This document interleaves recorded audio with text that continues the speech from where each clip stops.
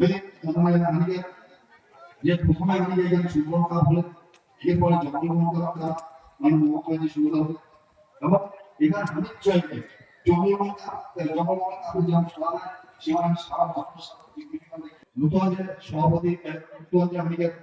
প্রাপ্তি হওয়ারে আমাকে ছেড়ে গেছে আমি মহিলা সেও আছে কিন্তু মানে তুমি একটা ভোট মূল্যবান ভোট দাও তুমি যাতে বিধানসভা যায় বিধানসভা যায় যাতে তুমি যে কোথায় উঠায় পাবো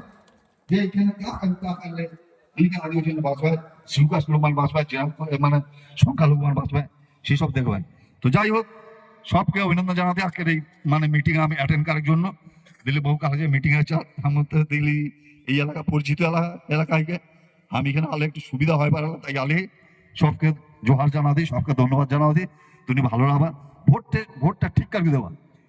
তুমি মানে যা বেড়মুজো অঞ্চল হয় সব ঘরে ঘরে যাও যে ভোটটা ভাইবার দাও আদিবাসী মেয়েকে দাও শোন জিতলে কাকারি শোন কাকাই শোনা हम अबाक होले उनके अंदर मुख घुरा ली काकारे हम विकास होते काइले किन्तु तो हमनी के जे जमी के समस्या है कोनो जमी जो 2 नम्बर ग्राम लैंड की किछु काज भालो मोटामुटी बुझिले उ काकाइरे शोना एकटा आदिवासी छावा से 33 শতক না 35 শতক জায়গা সে ওকে পাট্টা পায় বামফ্রন্ট के পিরিয়ডে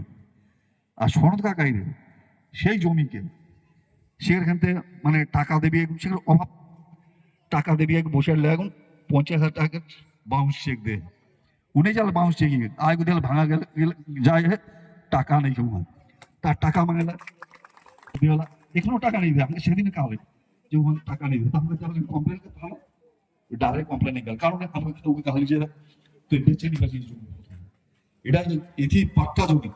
বেচবে কারণ তো জেল কাটবে ও ডাইরেক্ট কমপ্লেন নেই গেল টাকাও নেই ভাই পর্যন্ত বুঝলা তো সেই ছেলে যদি বিধায়ক হয় তুমি বাবা ইকের পরে কাশব মনাস হই মানে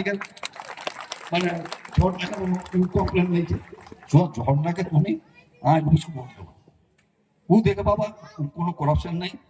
ভোটে আনকে যাক বিধানসভায় ঠান্ডা গেলে বাইশে তুমি মাঝে মাঝে যাবা মাছের ভাত খাইবে আবার খুব কম পয়সা খাওয়া যায় তো যাই হোক সবকে ধন্যবাদ জানাতে আমি জয় খাইবে শেষ কাল কি সুন্দর কথাগুলো বললেন আদিবাসী মানুষের উন্নয়নের জন্য উনি নিজের চাকরি জীবন থেকেও এগুলো করছেন। এবার আপনাদের সামনে বক্তব্য রাখবেন আরেকটি আদিবাসী মেয়ে বেড়মুজুর 1 নম্বর অঞ্চলের মহিলা তৃণমূল কংগ্রেসের সভানেত্রী তাপসী সর্দার তাকে বলবো তার ভাষায় তাকে বক্তব্য রাখার জন্য। নমস্কার।